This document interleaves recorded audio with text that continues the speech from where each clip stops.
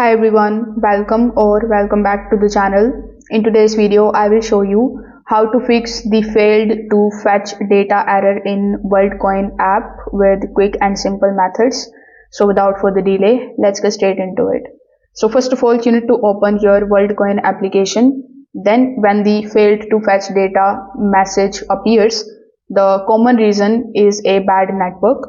So in order to fix this error, simply just swipe down your notification bar. Over here, tap on the airplane mode once, then wait for 5 seconds and tap on the airplane mode again.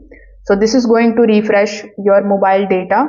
You can also try switching to the mobile data to the Wi-Fi and see if there is any improvement in your internet connection. If you are already on the data, you can turn on Wi-Fi and try again. So Worldcoin is very sensitive to the unstable networks. So make sure that you give first priority to the stable internet connection. Now if the error continues, you just have to close your application completely.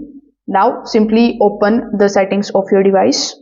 Over here in the settings, simply just scroll down and tap on the option of apps. In the apps, tap on the option of app management.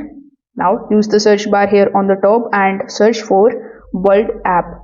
Once you are inside the app info of World app, tap on the option of storage usage.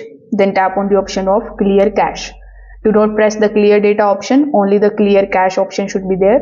So this is going to reset the connection without logging you out. If you are using iPhone, you can't clear the cache directly, but deleting and reinstalling the application does the same thing while keeping your account linked. So with the help of these two methods, you will be able to fix the Worldcoin failed to fetch data.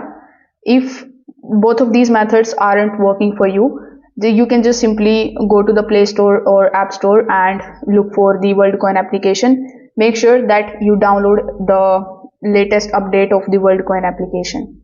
If this video helped you out, make sure that you like this video and subscribe to the channel. Thanks for watching.